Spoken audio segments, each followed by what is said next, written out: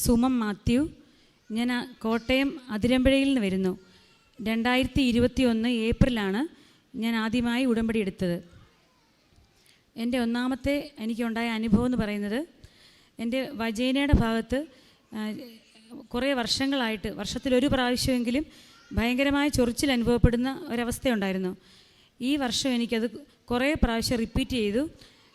ഞാൻ അതുകൊണ്ട് hospital gynaecology ഡോക്ടറെ പോയി കണ്ടപ്പോൾ ഇത് തുടർച്ചയായിട്ട് വരുന്നത് കൊണ്ട് ക്യാൻസർ വല്ലതും ഉണ്ടോ എന്ന് ടെസ്റ്റ് ചെയ്യണമെന്ന് അവർ പറഞ്ഞു. അതിൻ്റെ ഫലമായിട്ട് അവർ എന്നെ ടെസ്റ്റ് ചെയ്തു. അതിൻ്റെ റിസൾട്ടിന് വേണ്ടിയിട്ട് ഞാൻ ഹോസ്പിറ്റലിൽ ചെന്നപ്പോൾ എൻ്റെ റിസൾട്ട് മാത്രം വന്നിട്ടില്ല, അത് കഴിഞ്ഞെടുത്തുള്ളതൊക്കെ വന്നെന്ന് അവർ പറഞ്ഞു. അപ്പോൾ അവരൊരു സിസ്റ്ററിനെ അതിന് വേണ്ടിയിട്ട് നിയോഗിച്ചു. ആ സിസ്റ്റർ പോയിട്ട് കുറേ നേരമായിട്ടും സിസ്റ്റർ വരുന്നില്ല. ഞാൻ ലോക്കറ്റ് വെച്ച് മാതാവിനോട് ഞാൻ പ്രാർത്ഥിച്ചുകൊണ്ടിരുന്നു, ശക്തമായിട്ട് ഞാൻ പ്രാർത്ഥിച്ചുകൊണ്ടിരുന്നു. ആ സിസ്റ്റർ കുറേ കഴിഞ്ഞ് വന്നിട്ട് ചിരിച്ചുകൊണ്ട് എൻ്റെ അടുത്തോട്ട് വന്ന് പറഞ്ഞു, ഞാൻ ഇത്രയും നേരവും ഞാൻ മോളെ ഡോക്ടറുടെ അടുത്തായിരുന്നു എന്ന് വളരെ സൗമ്യമായ രീതിയിൽ. അപ്പം ഞാൻ തന്നെ ഒരു ദൈവികമായ ഒരു ഇടപെടൽ പോലെ ആ സിസ്റ്ററിനെ എനിക്ക് തോന്നി. എൻ്റെ ഉള്ളിൽ പേടിയുണ്ടായിരുന്നു, എനിക്കെന്തോ പ്രശ്നമുണ്ടെന്ന്. ഞാനിവിടെ അച്ഛനെ കണ്ട് പ്രാർത്ഥിക്കാൻ വന്നിട്ടുള്ളതാണ്. ഞാൻ ഈ കാര്യമല്ല അച്ഛനോട് പറയാൻ വന്നത്. ഞാൻ എൻ്റെ 4 കുട്ടികളുണ്ട് എനിക്ക്. അവരെപ്പോഴും വഴക്കുള്ള സ്വഭാവം, നമുക്ക് വീടിനകത്തൊരു സമാധാനം ഇല്ലാത്ത പോലെ കുട്ടികൾ തമ്മിൽ വഴക്കൊക്കെ ഉണ്ട്. അപ്പം ഞാൻ അത് പറഞ്ഞ് പ്രാർത്ഥിക്കാനായിട്ടാണ് ഞാൻ ജോസഫ് അച്ഛനെ കാണാൻ വന്നത്. ഞാൻ എനിക്ക് വേണ്ടി അച്ഛൻ പ്രാർത്ഥിച്ചപ്പോൾ അച്ഛൻ പറഞ്ഞത്, സൈത്ത് വന്നിട്ട് പറഞ്ഞ് മോള് ബാത്റൂമിൽ കയറി ഈ സൈത്ത് ഉള്ളിലോട്ട് തേക്കണമെന്ന് അച്ഛൻ ഇങ്ങോട്ട് പറഞ്ഞു. ഞാൻ അച്ഛനോട് അതൊന്നും പറഞ്ഞിട്ടില്ലായിരുന്നു. അപ്പോൾ ഇതെല്ലാം എൻ്റെ മനസ്സിലോട്ട് വരുന്നുണ്ട്, അച്ഛൻ അങ്ങനെ പറഞ്ഞത്.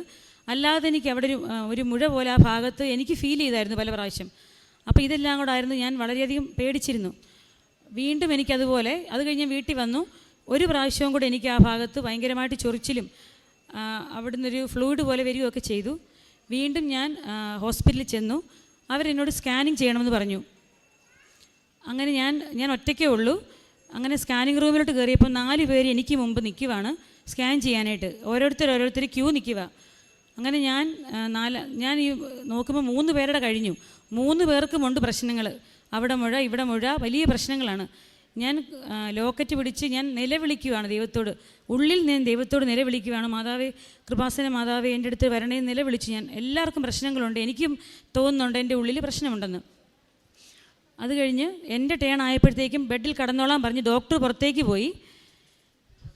ഞാൻ അവിടെ കടന്നുകൊണ്ട് ആ ലോക്കറ്റെ പിടിച്ച് ഞാൻ നിലവിളിച്ച് മാതാവിനോട് ഞാൻ പ്രാർത്ഥിച്ചു, എൻ്റെ ഉപേക്ഷിക്കല്ലേ, എൻ്റെ അടുത്ത് വരണേന്ന്. അങ്ങനെ ഇരുന്നപ്പോൾ പെട്ടെന്ന് ഡോക്ടർ റൂമിലോട്ട് വന്ന് ചെയറയിലിട്ടിരുന്നു. ആ സെക്കൻഡ് തന്നെ ഫാസ്റ്റായിട്ടാണ് ഒരു സ്ത്രീ എൻ്റെ റൂമിലോട്ട് കടന്നു വന്നത്. വളരെ സ്പീഡിൽ കടന്നു വരികയും ഡോക്ടറുടെ തൊട്ടപ്പുറത്ത് സീറ്റിലിരിക്കുക. എന്നിട്ട് എന്നെ നോക്കിക്കൊണ്ട് എന്തോ ജസ്റ്റ് ഒന്ന് സംസാരിക്കുകയും ആ സമയത്ത് തന്നെ ഡോക്ടർ അൾട്രാസൗണ്ട് ചെയ്തിട്ട് പെട്ടെന്ന് ഡോക്ടർ പറയുകയാണ്, മോക്കൊരു കുഴപ്പമില്ല, എഴുന്നേറ്റ് പൊക്കോളാൻ. പിന്നെ ഞാൻ റൂമിൽ ഇറങ്ങിക്കഴിഞ്ഞപ്പോൾ ഞാൻ ചിന്തിക്കുകയാണ്, ആ സ്ത്രീ ആരാണ്? ഞാൻ ആ 4 പേരുടെ സ്കാനിങ് ഞാൻ കണ്ടിട്ടും അങ്ങനെ ഒരു സ്ത്രീ ആ പ്രദേശത്ത് ഞാൻ കണ്ടിട്ടില്ല. പിന്നെ എൻ്റെ കാര്യം തിരക്കേണ്ട കാര്യം വേറൊരാൾക്ക് എന്താണെന്ന് ഞാൻ അവിടെ ചിന്തിക്കുകയാണ്. പെട്ടെന്ന് ഫാസ്റ്റായിട്ടാണ് വന്നത്. ഡോക്ടറോട് എന്നെ നോക്കിക്കൊണ്ട് എന്തോ സംസാരിച്ചു, പെട്ടെന്ന് തന്നെ ഇറങ്ങിപ്പോയി. അപ്പോൾ തന്നെ ഡോക്ടർ പറഞ്ഞു, മോളെ, മോക്കൊരു കുഴപ്പമില്ല, പെട്ടെന്ന് എഴുന്നേറ്റ് പൊക്കോളാൻ പറഞ്ഞു, ചാടി പൊക്കോളാൻ പറഞ്ഞു. അത് എൻ്റെ ഒന്നാമത്തെ അനുഭവം. രണ്ടാമത് എൻ്റെ 1-ാം ക്ലാസ്സിൽ പഠിക്കുന്ന എൻ്റെ കുട്ടിയാണ്, എൻ്റെ 3ാമത്തെ കുട്ടിയാണ്. അവന് സ്കൂളിൽ പോകാൻ നേരം രാവിലെ എഴുന്നേറ്റ ഒരു ദിവസം പോലും സൗകര്യമില്ല. ഭയങ്കര ബഹളമാണ്. ഞങ്ങളുടെ അടുത്തുള്ളവർക്ക് പോലും കിടക്കണ്ട, അതുപോലെ ബഹളമാണ്. സ്കൂളിൽ പോകാൻ ഭയങ്കര മടി.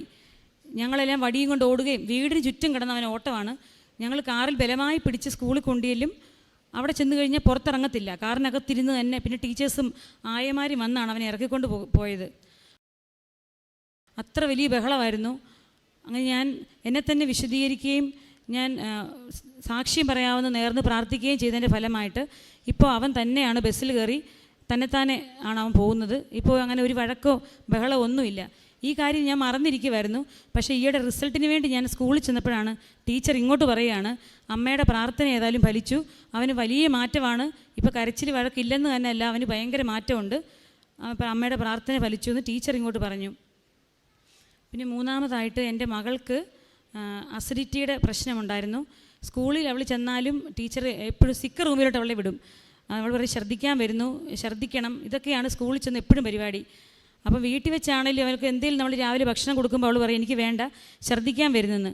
വളരെ വിഷമിച്ച് ഞാൻ ഒരുപാട് അതിന് വേണ്ടി പ്രാർത്ഥിച്ചു. അവൾക്ക് ഭക്ഷണം കഴിക്കാൻ പറ്റത്തില്ല, എപ്പോഴും വൊമിറ്റിംഗ് ടെൻഡൻസിയാണ്, ക്ലാസ്സിൽ ഇരിക്കാൻ ശ്രദ്ധിക്കാൻ പറ്റത്തില്ല, വീട്ടിലാണെങ്കിലും ഛർദ്ദിക്കണം എന്ന് എപ്പോഴും പറഞ്ഞുകൊണ്ടിരിക്കുക. അങ്ങനെ ഞാൻ ഈ 1 മാസം മുമ്പ് ഞാൻ നേർച്ച വസ്തുവായ ഉപ്പെടുത്ത് അവൾക്ക് കൊടുത്തിട്ട് അവളപ്പം അന്നേരം ഛർദ്ദിക്കാൻ മതി പറഞ്ഞുകൊണ്ടിരിക്കുക. അത് കൊടുത്ത് പ്രാർത്ഥിച്ചു. അപ്പം തന്നെ അവൾ പോയി ഛർദ്ദിക്കുകയും ചെയ്തു. അത് ഇപ്പോൾ 1 മാസമായിട്ട് ഇതുവരെ അവൾ പിന്നെ ഛർദ്ദിക്കണമെന്ന് പറഞ്ഞിട്ടുമില്ല, അങ്ങനെ ടെൻഡൻസി പറഞ്ഞിട്ടില്ല. എല്ലാ ഭക്ഷണവും ഇപ്പോൾ അവൾ കഴിക്കുന്നുമുണ്ട്. പിന്നെ എനിക്ക് എൻ്റെ മൂത്ത കുട്ടി, അവന് 12 വയസ്സ് കഴിഞ്ഞു. അവൻ ജനിച്ചപ്പോൾ തൊട്ടേ ഭയങ്കര വഴക്കായിരുന്നു. വഴക്കെന്ന് പറഞ്ഞാൽ നമുക്ക് സഹിക്കാൻ പറ്റത്തില്ല. അവൻ എന്തെങ്കിലും പറഞ്ഞ് പിടിവാശി പിടിച്ചു കഴിഞ്ഞാൽ അത് നമുക്ക് സാധിക്കുന്നിടം വരെ അവൻ കരയുമായിരുന്നു. 1 മണിക്കൂറെന്നോ 1.5 മണിക്കൂറെന്നോ ഒന്നുമില്ല, അവൻ കരച്ചിൽ നിർത്താൻ വലിയ പാടായിരുന്നു. ഞങ്ങൾ ഒരുപാട് വിഷമിച്ചു അവൻ്റെ സ്വഭാവം കൊണ്ട്. പിടിവാശിയാണ്, ഇളയത്തുങ്ങളെ ഉപദ്രവിക്കുക, അങ്ങനെയുള്ള ഒരുപാട് സ്വഭാവങ്ങൾ അവനുണ്ടായിരുന്നു. ഞാനിവിടെ വന്ന് ഉടമ്പടി എടുത്ത ശേഷമാണ് അവന് ഒരുപാട് മാറ്റങ്ങളുണ്ട്. ഒരു 80% അവൻ്റെ സ്വഭാവം ഉടമ്പടി എടുത്ത് പ്രാർത്ഥിച്ചതിന് ശേഷം അവന് മാറ്റമുണ്ട്. ഇനിയും കുറച്ചുകൂടെ വ്യത്യാസം വരാനുണ്ട്, എന്നാലും ഒരു 80% അവന് മാറ്റം വന്നിട്ടുണ്ട്. പിന്നെ എൻ്റെ ഹസ്ബൻഡ് ഗൾഫിലായിരുന്നു. ഒരുപാട് വർഷമായിട്ട് ഞങ്ങൾ അകന്ന് നിൽക്കുന്നതുകൊണ്ട് ഹസ്ബൻഡ് വളരെ പ്രയാസമായിരുന്നു, ഒരുമിച്ച് നിൽക്കാൻ പറ്റുന്നില്ലല്ലോ എന്നൊക്കെ. ഞാനത് ഇവിടെ ഉടമ്പടി എടുത്തിരുന്നു. ഞാൻ ഒരു ഇതായിട്ട് എഴുതിയിട്ടായിരുന്നു, കുറച്ച് നാളിൽ ഞങ്ങൾക്ക് ഒരുമിച്ച് നിൽക്കാനായിട്ട് പറ്റണേന്നും ആളുടെ വിശദീകരണത്തിന് വേണ്ടിയും ഒക്കെ ഞാൻ പ്രാർത്ഥിച്ചിരുന്നു. കസിൻസൊക്കെ കൂടുമ്പോൾ ഇച്ചിരി മദ്യപിക്കാനുള്ള ടെൻഡൻസി ഉണ്ടായിരുന്നു, അല്ലാതെ മദ്യപാനമൊന്നുമില്ല. എങ്കിലും അതുപോലും എനിക്ക് സഹിക്കാൻ പറ്റുന്നതിനപ്പുറമായിരുന്നു. കസിൻസൊക്കെ കൂടി ഇങ്ങനെ നിർബന്ധിക്കുമ്പോൾ ഇച്ചിരി കുടിക്കണം എന്നൊക്കെ ഉണ്ടായിരുന്നു. പക്ഷേ അതിപ്പം ഞാനിവിടെ എഴുതിയിട്ട് പ്രാർത്ഥിച്ചതിൻ്റെ ഫലമായിട്ട് അത് മാറുകയും ഞങ്ങൾക്കിപ്പോൾ കുറച്ച് നാളായിട്ട് ഒരുമിച്ച് നിൽക്കാനായിട്ട് ദൈവം ഇടവരുത്തുകയും ചെയ്തു. പരിശുദ്ധ അമ്മ ഈശോയിലൂടെ ചെയ്തു തന്ന എല്ലാ അനുഗ്രഹങ്ങൾക്കും 1000 നന്ദി പറഞ്ഞുകൊള്ളുന്നു. ഞാനിത് സാക്ഷ്യം പറയാൻ താമസിച്ചതിന് ക്ഷമയോദിക്കുന്നു. സുമ മാത്യു കോട്ടയത്ത് നിന്ന് വന്ന ഈ സഹോദരി പറഞ്ഞ സാക്ഷ്യമാണ് നമ്മൾ കേട്ടത്. ആദ്യമായി ഈ സഹോദരി പറഞ്ഞ സാക്ഷ്യം എന്ന് പറയുന്നത് 15 വർഷമായിട്ട് ഇവരുടെ പ്രൈവറ്റ് ഭാഗത്ത് വജീനയിൽ ഒരു ഫംഗൽ ഇൻഫെക്ഷൻ ഉണ്ടായി. ആ ഫംഗൽ ഇൻഫെക്ഷൻ എന്ന് പറയുന്നത് അവർക്ക് വലിയ അസ്വസ്ഥതയാണ്, ചൊറിച്ചിലും അങ്ങനെയൊക്കെയുള്ള അസ്വസ്ഥതയാണ്. ക്യാൻസർ ആണോ എന്നുള്ളൊരു സംശയം അവർക്കുണ്ട്. അപ്പോൾ അവർ പലവിധ ടെസ്റ്റുകൾ നടത്തി. പിന്നെ അത് കഴിഞ്ഞ് അവർ ഹോസ്പിറ്റലിലേക്ക് പോകേണ്ട. ഒരു ദിവസം അൾട്രാസൗണ്ട് സ്കാൻ ചെയ്യുന്നുണ്ട്. ഇതിനു മുൻപ് അച്ഛനെ വന്ന്, ഇവിടെ ഉടമ്പടി എടുത്തതിനൊക്കെ ശേഷം എന്ന് പറയുന്നത് അച്ഛനെ കണ്ട് അവരുടെ മറ്റ് കാര്യങ്ങളൊക്കെയാണ് പറഞ്ഞത്. എന്നാൽ ഈ ഫംഗൽ ഇൻഫെക്ഷൻ്റെ കാര്യം ഇവർ പറഞ്ഞിട്ടില്ല. പക്ഷേ അച്ഛൻ തലയിൽ കൈവച്ചതിന് ശേഷം അവരോട് പറഞ്ഞ് സായിത്തെടുത്തിട്ട് അത് കൊടുത്തിട്ട് പറയാണ്, പഞ്ഞിയിൽ അത് കൊടുത്തിട്ട് പറഞ്ഞ് നിങ്ങളുടെ അകത്തേക്ക് ബാത്റൂമിൽ പോയിട്ട് ഉള്ളിലേക്ക് ഇത് വയ്ക്കാൻ പറഞ്ഞു വിശ്വാസ പ്രമാണം ചൊല്ലി പ്രാർത്ഥിച്ച് ഇവരതേപോലെ തന്നെ ചെയ്യുകയും ചെയ്തു. എൻ്റെ സഹോദരങ്ങളെ, ഇവർക്കൊരു ക്യാൻസറിൻ്റേതായിട്ടുള്ള ഒരു മുഴ ഉള്ളതായിട്ട് ഇവർക്ക് ഫീൽ ചെയ്യുന്നുണ്ടായിരുന്നു പലപ്പോഴും. അങ്ങനെ ഇത് കഴിഞ്ഞിട്ട് ഒരു പ്രാവശ്യം കൂടെ ഇവർക്ക് ഈ ഒരു ഫംഗൽ ഇതുണ്ടാകുന്നുണ്ട്, ഇൻഫെക്ഷൻ ഉണ്ടാകുന്നുണ്ട്.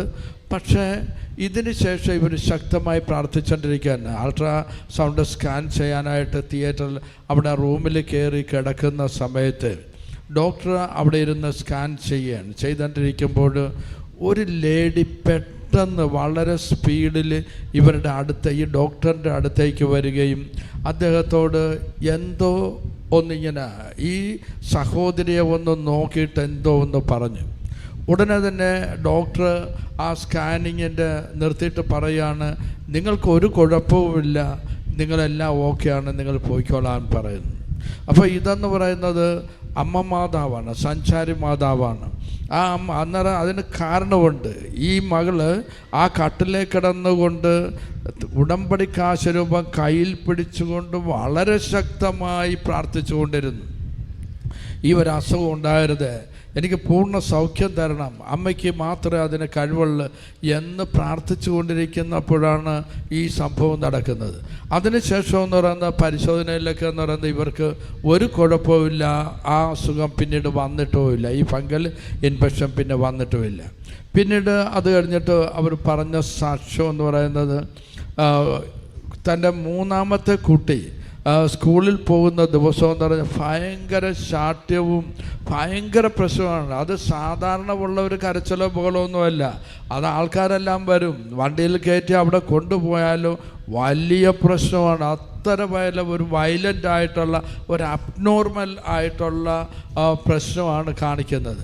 അപ്പം അതെന്ന് പറയുന്നത് ഉടമ്പടിയെടുത്ത് നിയോഗം വെച്ച് പ്രാർത്ഥിച്ചു കഴിഞ്ഞപ്പോൾ അത് പൂർണ്ണമായി മാറി എന്നുള്ളതാണ്. അതുപോലെ തന്നെ 15 വർഷമായിട്ട് വന്നുകൊണ്ട് അതുപോലെ തന്നെ 12 വർഷമായിട്ട് മൂത്ത കുട്ടിക്ക് ഭയങ്കരമായ പിടിവാശിയും, ഇത് ഇളയ കുട്ടിയുടെ കാര്യം നേരത്തെ ഇതേപോലെ തന്നെ മൂത്ത കുട്ടിക്കും ഭയങ്കര പിടിവാശിയും വഴക്കും ബഹളവും ഒക്കെ ആയിരുന്നു. ഉടമ്പടി എടുത്ത് നേർച്ച വസ്തുക്കൾ വെച്ച് കൊടുത്ത് പ്രാർത്ഥിച്ചു കഴിഞ്ഞപ്പോൾ അത് ഒരു 80% വളരെ മാറ്റമാണ് ആ കുഞ്ഞിന് വന്നുകൊണ്ടിരിക്കുന്നത്. അപ്പോൾ ഇതിൻ്റെ കാരണം ഇവർ ആദ്യം തന്നെ ഒന്ന് പറയുന്നുണ്ട്. ഇളയ കുട്ടിയുടെ കാര്യം വന്നപ്പോൾ തന്നെ എന്നെ തന്നെ ഒന്ന് ഞാൻ വിശുദ്ധീകരിച്ചു, എന്നെ തന്നെ ഞാനൊന്ന് ആത്മശോധന ചെയ്ത് ഒന്ന് വിശുദ്ധീകരിച്ച് ഉടമ്പടിയിൽ പാലിക്കേണ്ട കാര്യങ്ങൾ അങ്ങ് നടത്തിക്കഴിഞ്ഞപ്പോഴാണ് ഈ കുട്ടികൾക്കെല്ലാം ഈ മാറ്റം വരികയും അതുപോലെ തന്നെ അവരുടെ രോഗത്തിന് വലിയ സൗഖ്യം ഉണ്ടാകുകയും ചെയ്തത്. അതെല്ലാം ഉടമ്പടിയിലുള്ള പ്രധാന നിയമമായിട്ട് പറയുന്നത് എൻ്റെ കൽപ്പനകൾ പാലിക്കുകയും അതനുസരിച്ച് നിങ്ങൾ ജീവിക്കുകയും ചെയ്താൽ നിങ്ങൾക്കെല്ലാം ലഭിക്കും.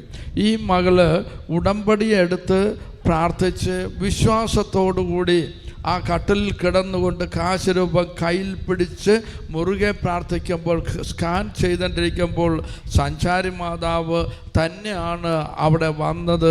അവിടെ വന്നിട്ട് പറയുക, ആ ഡോക്ടറിൻ്റെ അടുത്ത് ഈ സഹോദരിയെ കാണിച്ചിട്ട് എന്തോ പറഞ്ഞ് അപ്പോൾ തന്നെ ഡോക്ടർ പറയും നിങ്ങൾക്ക് ഒരു കുഴപ്പമില്ല, നിങ്ങൾ പൊയ്ക്കൊള്ളാൻ പറയുന്നു. ഇതൊക്കെ എന്ന് പറയുന്നത് ഉടമ്പടി എടുത്തു കഴിയുമ്പോൾ ഉടനടി അത്ഭുതമാണ്. ഈ മകൾക്ക് കിട്ടിയ എല്ലാ അനുഗ്രഹത്തിന് നമുക്ക് നന്ദി പറഞ്ഞുകൊണ്ട് അമ്മ മാതാവിനെ ഈശോയെ ശക്തമായി കരങ്ങളടിച്ചൊന്ന് മഹത്വപ്പെടുത്തും.